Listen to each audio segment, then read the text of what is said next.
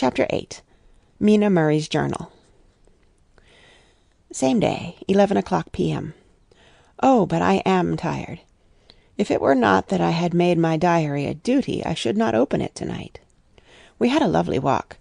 Lucy, after a while, was in gay spirits, owing, I think, to some dear cows who came nosing towards us in a field close to the lighthouse, and frightened the wits out of us.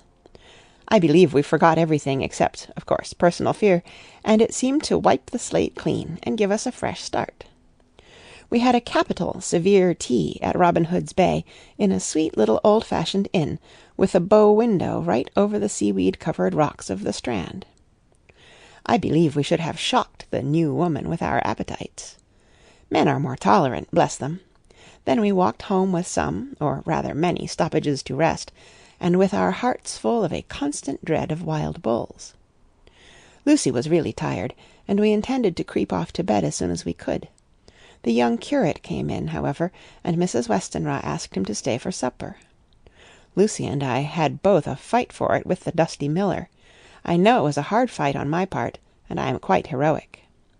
I think that some day the bishops must get together and see about breeding up a new class of curates, who don't take supper, no matter how they may be pressed to, and who will know when girls are tired. Lucy is asleep and breathing softly. She has more colour in her cheeks than usual, and looks, oh, so sweet. If Mr. Holmwood fell in love with her seeing her only in the drawing-room, I wonder what he would say if he saw her now. Some of the new women writers will some day start an idea that men and women should be allowed to see each other asleep before proposing or accepting. But I suppose the new woman won't condescend in future to accept. She will do the proposing herself. And a nice job she will make of it, too. There's some consolation in that. I am so happy tonight, because dear Lucy seems better. I really believe she has turned the corner, and that we are over her troubles with dreaming. I should be quite happy if I only knew if Jonathan... God bless and keep him. 13th of August, 3 a.m. Diary again. No sleep now, so I may as well write. I am too agitated to sleep. We have had such an adventure, such an agonizing experience. I fell asleep as soon as I had closed my diary. Suddenly I became broad awake and sat up, with a horrible sense of fear upon me, and of some feeling of emptiness around me. The room was dark, so I could not see Lucy's bed. I stole across and felt for her. The bed was empty. I lit a match, and found that she was not in the room. The door was shut, but not locked as I had left it. I feared to wake her mother, who has been more than usually ill lately, so threw on some clothes and got ready to look for her. As I was leaving the room, it struck me that the clothes she wore might give me some clue to her dreaming intention. Dressing-gown would mean house. Dress, outside. Dressing-gown and dress were both in their places. Thank God, I said to myself, she cannot be far, as she is only in her night-dress. I ran downstairs and looked in the sitting-room. Not there. Then I looked in all the other open rooms of the house, with an ever-growing fear chilling my heart. Finally I came to the hall door and found it open. It was not wide open, but the catch of the lock had not caught. The people of the house are careful to lock the door every night, so I feared that Lucy must have gone out as she was. There was no time to think of what might happen. A vague, overmastering fear obscured all details. I took a big heavy shawl and ran out. The clock was striking 1 as I was in the crescent, and there was not a soul in sight. I ran along the north terrace, but could see no sign of the white figure which I expected. At the edge of the west cliff above the pier, I looked across the harbour to the east cliff, in the hope or fear, I don't know which, of seeing Lucy in our favourite seat. There was a bright full moon, with heavy black driving clouds, which threw the whole scene into a fleeting diorama of light and shade as they sailed across. For a moment or two I could see nothing, as the shadow of a cloud obscured St. Mary's Church and all around it. Then as the cloud passed I could see the ruins of the abbey coming into view, and as the edge of a narrow band of light as sharp as a sword-cut moved along, the church and the churchyard became gradually visible. Whatever my expectation was, it was not disappointed, for there, on our favourite seat, the the silver light of the moon struck a half-reclining figure, snowy white. The coming of the cloud was too quick for me to see much, for shadow shut down on light almost immediately, but it seemed to me as though something dark stood behind the seat where the white figure shone, and bent over it. What it was, whether man or beast, I could not tell. I did not wait to catch another glance, but flew down the steep steps to the pier and along by the fish market to the bridge, which was the only way to reach the east cliff.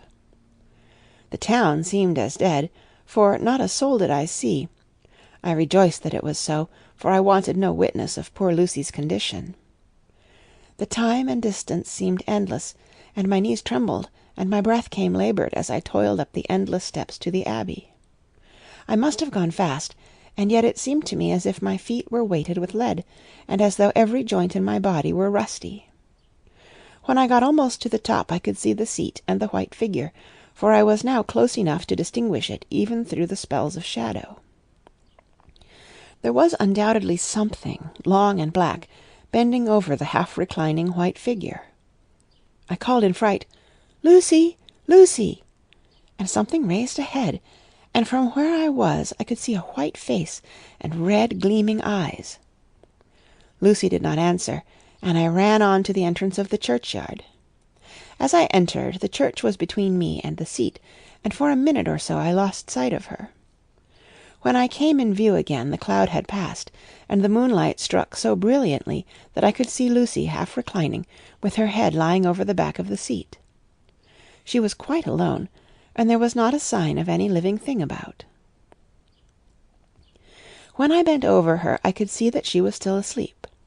Her lips were parted, and she was breathing, not softly as usual with her, but in long, heavy gasps, as though striving to get her lungs full at every breath. As I came close, she put up her hand in her sleep and pulled the collar of her night-dress close around her throat. Whilst she did so, there came a little shudder through her, as though she felt the cold. I flung the warm shawl over her, and drew the edges tight round her neck, for I dreaded lest she should get some deadly chill from the night air, unclad as she was. I feared to wake her all at once, so, in order to have my hands free that I might help her, I fastened the shawl at her throat with a big safety-pin. But I must have been clumsy in my anxiety, and pinched or pricked her with it, for by and by, when her breathing became quieter, she put her hand to her throat again, and moaned. When I had her carefully wrapped up, I put my shoes on her feet, and then began very gently to wake her. At first she did not respond, but gradually she became more and more uneasy in her sleep, moaning and sighing occasionally. At last, as time was passing fast, and for many other reasons I wished to get her home at once, I shook her more forcibly, till finally she opened her eyes and awoke. She did not seem surprised to see me, as, of course, she did not realize all at once where she was. Lucy always wakes prettily, and even at such a time, when her body must have been chilled with cold, and her mind somewhat appalled at waking unclad in a churchyard at night, she did not lose her grace. She trembled a little, and clung to me. When I told her to come at once with me home, she rose without a word, with the obedience of a child. As we passed along, the gravel hurt my feet, and Lucy noticed me wince. She stopped, and wanted to insist upon my taking my shoes, but I would not. However, when we got to the pathway outside the churchyard, where there was a puddle of water remaining from the storm, I daubed my feet with mud, using each foot in turn on the other, so that as we went home no one, in case we should meet anyone, should notice my bare feet. Fortune favoured us, and we got home without meeting a soul. Once we saw a man, who seemed not quite sober, passing along a street in front of us, but we hid in a door till he had disappeared up an opening such as there are here, steep little closes, or wynds, as they call them in Scotland. My heart beat so loud all the time that sometimes I thought I should faint. I was filled with anxiety about Lucy, not only for her health, lest she should suffer from the exposure, but for her reputation in case the story should get wind. When we got in, and had washed our feet, and had said a prayer of thankfulness together, I tucked her into bed. Before falling asleep she asked, even implored, me not to say a word to anyone, even her mother, about her sleepwalking adventure. I hesitated at first to promise, but on thinking of the state of her mother's health, and how the knowledge of such a thing would fret her, and thinking, too, of how such a story might become distorted, nay, infallibly would, in case it should leak out, I thought it wiser to do so. I hope I did right. I have locked the door, and the key is tied to my wrist, so perhaps I shall not be again disturbed. Lucy is sleeping soundly. The reflex of the dawn is high and far over the sea. Same day, noon. All goes well. Lucy slept till I woke her, and seemed not to have even changed her side. The adventure of the night does not seem to have harmed her. On the contrary, it has benefited her, for she looks better this morning than she has done for weeks. I was sorry to notice that my clumsiness with the safety-pin hurt her. Indeed, it might have been serious, for the skin of her throat was pierced. I must have pinched up a piece of loose skin, and have transfixed it, for there are 2 little red points like pinpricks, and on the band of her night-dress there was a drop of blood. When I apologized and was concerned about it, she laughed and petted me, and said she did not even feel it. Fortunately, it cannot leave a scar, as it is so tiny. Same day, night. We passed a happy day. The air was clear, and the sun bright, and there was a cool breeze. We took our lunch to Mulgrave Woods, Mrs. Westenra driving by the road, and Lucy and I walking by the cliff path, and joining her at the gate. I felt a little sad myself, for I could not but feel how absolutely happy it would have been had Jonathan been with me. But there, I must only be patient. In the evening we strolled in the casino terrace, and heard some good music by Spohr and Mackenzie, and went to bed early. Lucy seems more restful than she has been for some time, and fell asleep at once. I shall lock the door and secure the key the same as before, though I do not expect any trouble to-night. 12th of August. My expectations were wrong, for twice during the night I was wakened by Lucy trying to get out. She seemed, even in her sleep, to be a little impatient at finding the door shut, and went back to bed under a sort of protest. I woke with the dawn, and heard the birds chirping outside of the window. Lucy woke too, and I was glad to see was even better than on the previous morning. All her old gaiety of manner seemed to have come back, and she came and snuggled in beside me, and told me all about Arthur. I told her how anxious I was about Jonathan, and then she tried to comfort me. Well, she succeeded somewhat, for, though sympathy can't alter facts, it can help to make them more bearable. 13th of August. Another quiet day, and to bed with the key on my wrist as before. Again I awoke in the night, and found Lucy sitting up in bed, still asleep, pointing to the window. I got up quietly, and, pulling aside the blind, looked out. It was brilliant moonlight, and the soft effect of the light over the sea and sky, merged together into one great silent mystery, was beautiful beyond words. Between me and the moonlight flitted a great bat, coming and going in great whirling circles. Once or twice it came quite close, but was, I suppose, frightened at seeing me, and flitted away across the harbour towards the Abbey. When I came back from the window, Lucy had lain down again, and was sleeping peacefully. She did not stir again all night. 14th of August. On the East Cliff, reading and writing all day. Lucy seems to have become as much in love with the spot as I am, and it is hard to get her away from it when it is time to come home for lunch or tea or dinner. This afternoon she made a funny remark. We were coming home for dinner, and had come to the top of the steps up from the West Pier, and stopped to look at the view, as we generally do. The setting sun, low down in the sky, was just dropping behind Kettleness. The red light was thrown over on the East Cliff and the old Abbey, and seemed to bathe everything in a beautifully rosy glow. We were silent for a while, and suddenly Lucy murmured as if to herself, "His red eyes again. They are just the same." It was such an odd expression, coming apropos of nothing, that it quite startled me.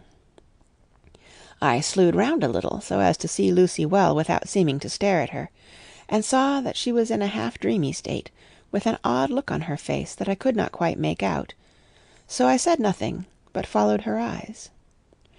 She appeared to be looking over at our own seat, whereon was a dark figure seated alone. I was a little startled myself, for it seemed for an instant as if the stranger had great eyes like burning flames, but a second look dispelled the illusion. The red sunlight was shining on the windows of St. Mary's Church behind our seat, and as the sun dipped there was just sufficient change in the refraction and reflection to make it appear as if the light moved. I called Lucy's attention to the peculiar effect, and she became herself with a start, but she looked sad all the same. It may have been that she was thinking of that terrible night up there. We never refer to it, so I said nothing, and we went home to dinner. Lucy had a headache, and went early to bed. I saw her asleep, and went out for a little stroll myself. I walked along the cliffs to the westward, and was full of sweet sadness, for I was thinking of Jonathan. When coming home, it was then bright moonlight, so bright that, though the front of our part of the crescent was in shadow, everything could be well seen. I threw a glance up at our window, and saw Lucy's head leaning out. I thought that perhaps she was looking out for me, so I opened my handkerchief and waved it. She did not notice or make any movement whatever. Just then the moonlight crept round an angle of the building, and the light fell on the window. There distinctly was Lucy, with her head lying up against the side of the window-sill, and her eyes shut. She was fast asleep, and by her, seated on the window-sill, was something that looked like a good-sized bird. I was afraid she might get a chill, so I ran upstairs, but as I came into the room she was moving back to her bed, fast asleep, and breathing heavily. She was holding her hand to her throat, as though to protect it from cold. I did not wake her, but tucked her up warmly. I have taken care that the door is locked, and the window securely fastened. She looks so sweet as she sleeps, but she is paler than is her wont, and there is a drawn, haggard look under her eyes, which I do not like. I fear she is fretting about something. I wish I could find out what it is. 15th of August. Rose later than usual. Lucy was languid and tired, and slept on after we had been called. We had a happy surprise at breakfast. Arthur's father is better, and wants the marriage to come off soon. Lucy is full of quiet joy, and her mother is glad and sorry at once. Later on in the day she told me the cause. She is grieved to lose Lucy as her very own, but she is rejoiced that she is soon to have someone to protect her. Poor dear sweet lady! She confided to me that she has got her death warrant. She has not told Lucy, and made me promise secrecy. Her doctor told her that within a few months, at most, she must die, for her heart is weakening. At any time, even now, a sudden shock would be almost sure to kill her.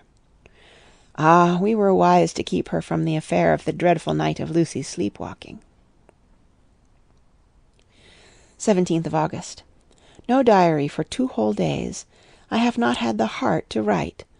Some sort of shadowy pall seems to be coming over our happiness. No news from Jonathan, and Lucy seems to be growing weaker, whilst her mother's hours are numbering to a close. I do not understand Lucy's fading away as she is doing. She eats well, and sleeps well, and enjoys the fresh air, but all the time the roses in her cheeks are fading, and she gets weaker and more languid day by day. At night I hear her gasping as if for air. I keep the key of our door always fastened to my wrist at night, but she gets up and walks about the room, and sits at the open window. Last night I found her leaning out when I woke up, and when I tried to wake her I could not. She was in a faint. When I managed to restore her she was as weak as water, and cried silently between long painful struggles for breath. When I asked her how she came to be at the window, she shook her head and turned away. I trust her feeling ill may not be from that unlucky prick of the safety-pin. I looked at her throat just now as she lay asleep, and the tiny wounds seem not to have healed. They are still open, and, if anything, larger than before, and the edges of them are faintly white. They are like little white dots with red centers. Unless they heal within a day or two, I shall insist on the doctor seeing about them. Letter, Samuel F. Billington and Son, Solicitors, Whitby, to Messrs. Carter, Patterson and Company, London. 17th of August. Dear Sirs, herewith please receive invoice of goods sent by Great Northern Railway. Some are to be delivered at Carfax, near Purfleet, immediately on receipt at goods station, King's Cross. The house is at present empty, but enclosed please find keys, all of which are labelled. You will please deposit the boxes, 50 in number, which form the consignment, in the partially ruined building forming part of the house and marked A on rough diagram enclosed. Your agent will easily recognize the locality, as it is the ancient chapel of the mansion. The goods leave by the train at 9:30 tonight, and will be due at King's Cross at 4:30 tomorrow afternoon. As our client wishes the delivery made as soon as possible, we shall be obliged by your having teams ready at King's Cross at the time named, and forthwith conveying the goods to destination. In order to obviate any delays possible through any routine requirements as to payment in your departments, we enclose check herewith for £10, receipt of which please acknowledge. Should the charge be less than this amount, you can return balance. If greater, we shall at once send check for difference on hearing from you. You are to leave the keys, on coming away, in the main hall of the house, where the proprietor may get them on his entering the house by means of his duplicate key. Pray do not take us as exceeding the bounds of business courtesy in pressing you in all ways to use the utmost expedition. We are, dear sirs, faithfully yours, Samuel F. Billington and Son. Letter, Messrs. Carter, Patterson and Company, London, to Messrs. Billington and Son, Whitby, 21st of August. Dear Sirs, we beg to acknowledge £10 received, and to return check £1, 17 shillings, 9 pence, amount of overplus, as shown in receipted account herewith. Goods are delivered in exact accordance with instructions, and keys left in parcel in main hall, as directed. We are, dear sirs, yours respectfully, Pro. Carter, Patterson and Company. Mina Murray's Journal, 18th of August. I am happy to-day, and write sitting on the seat in the churchyard. Lucy is ever so much better. Last night she slept well all night, and did not disturb me once. The roses seem coming back already to her cheeks, though she is still sadly pale and wan-looking. If she were in any way anemic, I could understand it, but she is not. She is in gay spirits, and full of life and cheerfulness. All the morbid reticence seems to have passed from her, and she has just reminded me, as if I needed any reminding, of that night, and that it was here, on this very seat, I found her asleep. As she told me, she tapped playfully with the heel of her boot on the stone slab, and said, "My poor little feet didn't make much noise then. I dare say poor old Mr. Swales would have told me that it was because I didn't want to wake up Geordie." As she was in such a communicative humour, I asked her if she had dreamed at all that night. Before she answered, that sweet puckered look came into her forehead, which Arthur, I call him Arthur from her habit, says he loves, and indeed I don't wonder that he does. Then she went on in a half-dreaming kind of way, as if trying to recall it to herself. I didn't quite dream, but it all seemed to be real. I only wanted to be here in this spot. I don't know why, for I was afraid of something. I don't know what. I remember, though I suppose I was asleep, passing through the streets and over the bridge. A fish leaped as I went by, and I leaned over to look at it, and I heard a lot of dogs howling. The whole town seemed as if it must be full of dogs, all howling at once, as I went up the steps.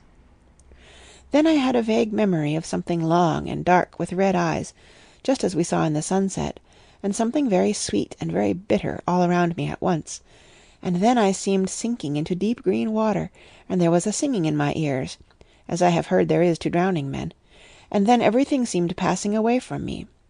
My soul seemed to go out from my body and float about the air.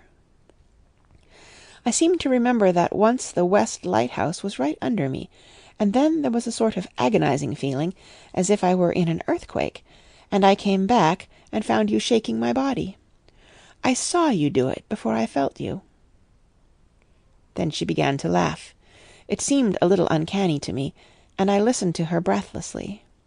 I did not quite like it, and thought it better not to keep her mind on the subject, so we drifted on to other subjects, and Lucy was like her old self again. When we got home, the fresh breeze had braced her up, and her pale cheeks were really more rosy. Her mother rejoiced when she saw her, and we all spent a very happy evening together. 19th of August. Joy, joy, joy, although not all joy. At last, news of Jonathan.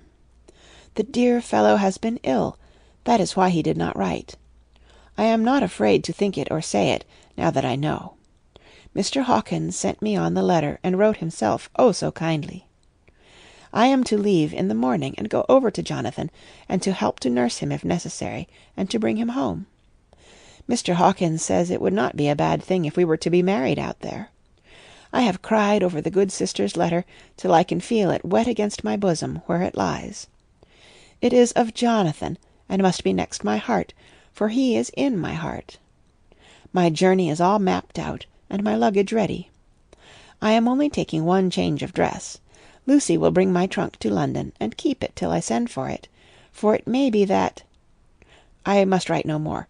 I must keep it to say to Jonathan, my husband. The letter that he has seen and touched must comfort me till we meet. Letter. Sister Agatha, Hospital of St. Joseph and St. Mary, Budapest, to Miss Wilhelmina Murray. 12th of August. Dear Madam, I write by desire of Mr. Jonathan Harker, who is himself not strong enough to write, though progressing well, thanks to God and St. Joseph and St. Mary. He has been under our care for nearly 6 weeks, suffering from a violent brain fever. He wishes me to convey his love, and to say that by this post I write for him to Mr. Peter Hawkins, Exeter, to say, with his dutiful respects, that he is sorry for his delay, and that all of his work is completed. He will require some few weeks' rest in our sanatorium in the hills, but will then return. He wishes me to say that he has not sufficient money with him, and that he would like to pay for his staying here, so that others who need shall not be wanting for help. Believe me, yours, with sympathy and all blessings, Sister Agatha. P.S. My patient being asleep, I open this to let you know something more. He has told me all about you, and that you are shortly to be his wife. All blessings to you both. He has had some fearful shock, so says our doctor, and in his delirium his ravings have been dreadful, of wolves and poison and blood, of ghosts and demons, and I fear to say of what. Be careful with him always, that there may be nothing to excite him of this kind for a long time to come. The traces of such an illness as his do not lightly die away. We should have written long ago, but we knew nothing of his friends, and there was on him nothing that anyone could understand. He came in the train from Klausenburg, and the guard was told by the station-master there that he rushed into the station shouting for a ticket for home. Seeing from his violent demeanour that he was English, they gave him a ticket for the furthest station on the way thither that the train reached. Be assured that he is well cared for. He has won all hearts by his sweetness and gentleness. He is truly getting on well, and I have no doubt will in a few weeks be all himself. But be careful of him for safety's sake. There are, I pray God and St. Joseph and St. Mary, many, many happy years for you both. Dr. Seward's Diary. 19th of August. Strange and sudden change in Renfield last night. About 8 o'clock he began to get excited, and sniff about as a dog does when setting. The attendant was struck by his manner, and knowing my interest in him, encouraged him to talk. He is usually respectful to the attendant, and at times servile, but to-night, the man tells me, he was quite haughty. Would not condescend to talk with him at all. All he would say was, "I don't want to talk to you. You don't count now. The master is at hand." The attendant thinks it is some sudden form of religious mania which has seized him. If so, we must look out for squalls, for a strong man with homicidal and religious mania at once might be dangerous. The combination is a dreadful one. At 9 o'clock I visited him myself. His attitude to me was the same as that to the attendant. In his sublime self-feeling, the difference between myself and the attendant seemed to him as nothing. It looks like religious mania, and he will soon think that he himself is God. These infinitesimal distinctions between man and man are too paltry for an omnipotent being. How these madmen give themselves away!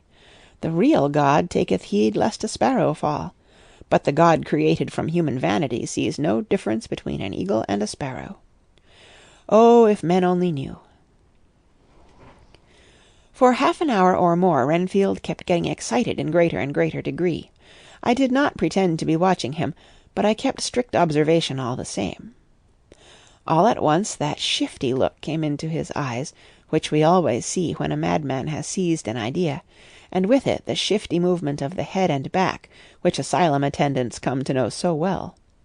He became quite quiet, and went and sat on the edge of his bed resignedly, and looked into space with lacklustre eyes. I thought I would find out if his apathy were real or only assumed, and tried to lead him to talk of his pets, a theme which had never failed to excite his attention. At first he made no reply, but at length said testily, "Bother them all. I don't care a pin about them." "What?" I said.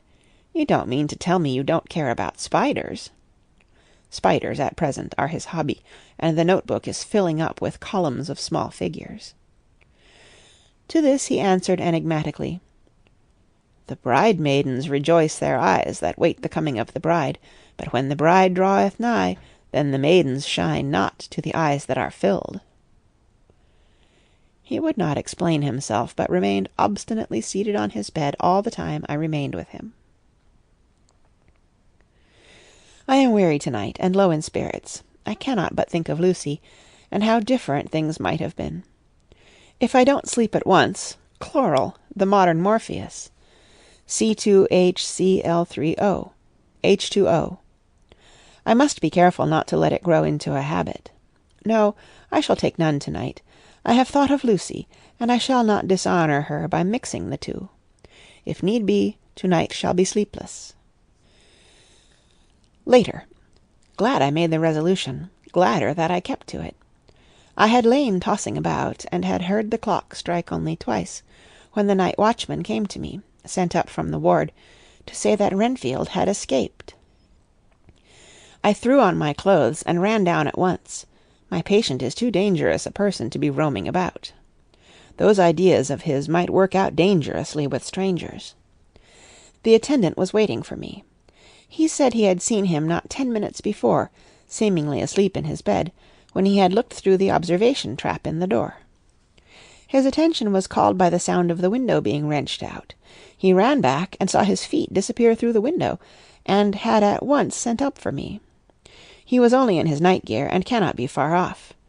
The attendant thought it would be more useful to watch where he should go than to follow him, as he might lose sight of him whilst getting out of the building by the door. He is a bulky man, and couldn't get through the window. I am thin, so with his aid I got out, but feet foremost, and as we were only a few feet above the ground, landed unhurt. The attendant told me the patient had gone to the left, and had taken a straight line, so I ran as quickly as I could.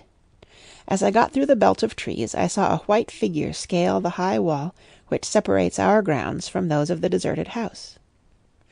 I ran back at once, told the watchman to get 3 or 4 men immediately, and follow me into the grounds of Carfax, in case our friend might be dangerous. I got a ladder myself, and crossing the wall, dropped down on the other side. I could see Renfield's figure just disappearing behind the angle of the house, so I ran after him.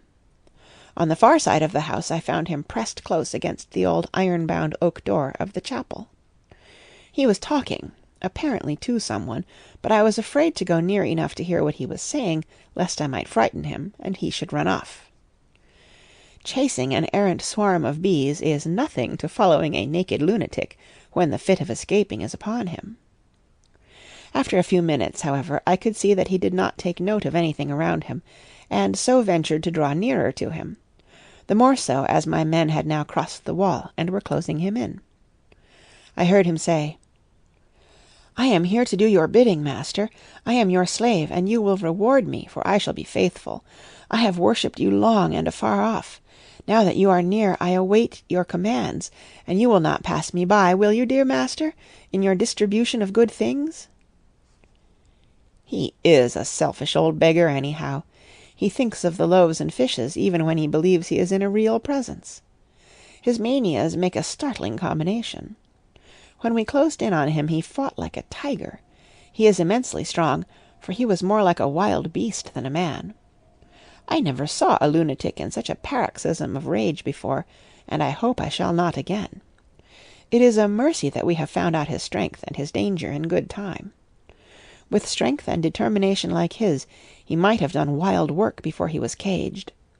He is safe now, at any rate. Jack Sheppard himself couldn't get free from the strait-waistcoat that keeps him restrained, and he's chained to the wall in the padded room.